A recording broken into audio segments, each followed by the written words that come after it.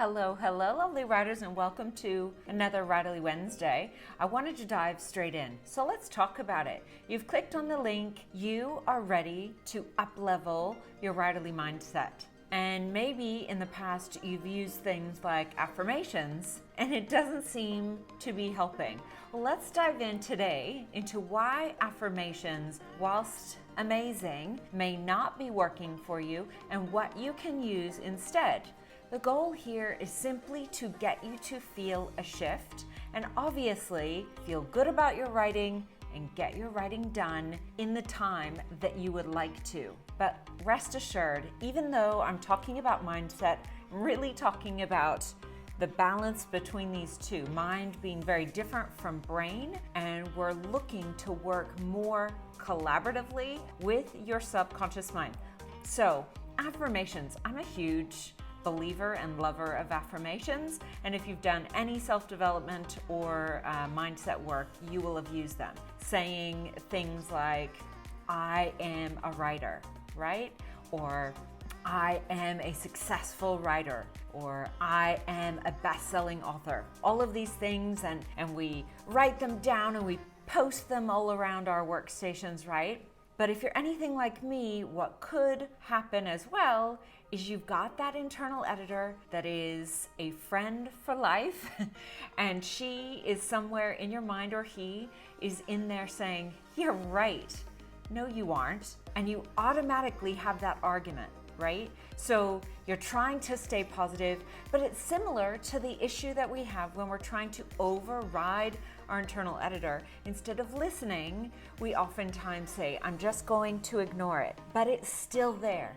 And it's still speaking to you, and it's calling BS on whatever it is that you are saying. So affirmations are great, but if you haven't got the buy-in yet, they're not necessarily going to be effective the way that we want them to.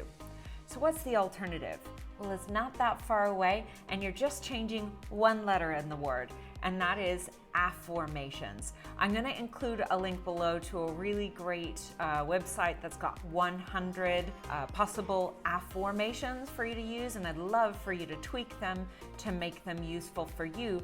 But it's simply like this, taking it from a statement where you can get argument. I am a best-selling author before you finished your book. That's not going to work. How about, why am I a best-selling author? Or why do I easily sit down and feel creative at any given time? We're changing it from a statement, I am, to a question. Why am I? Or why do I? Or why is it so easy for me to connect with my writing and put down what I want? You can make them as long or as short as you want. Really, I encourage you to experiment a bit and see what works for you. The goal being, we want to circumvent that BS meter that your internal editor probably already has and is dialed up in its volume on calling you out when you make a beautiful affirmation.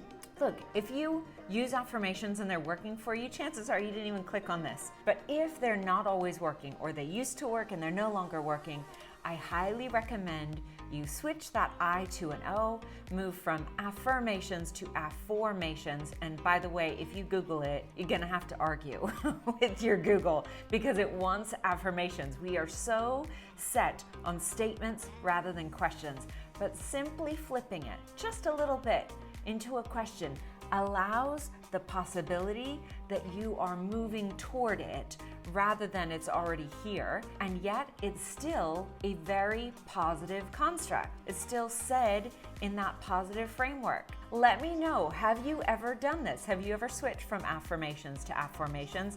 How have they worked for you? As always, if you have any questions you'd like me to address on a future episode of Writerly Wednesday, pop it down in the comments. You can email me, anjanette@storyislife.com. If you like this video and it was helpful, I'd love it if you hit the thumbs up. You can hit subscribe, but don't forget to hit the bell for notifications so you get notified every time I upload more writerly tips and tricks. That's it for this week. I hope you have a beautiful writerly week, and I will see you next time. Bye, writers.